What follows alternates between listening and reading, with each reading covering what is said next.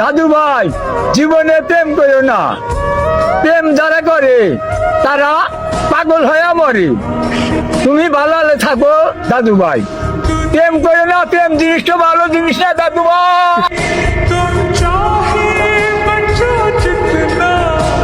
মানুষ সব সহ্য করতে পারে, কিন্তু মানুষকে যখন মানুষ ব্যক্তিত্বে আঘাত করে, এটা মানুষ সহ্য করতে পারে না।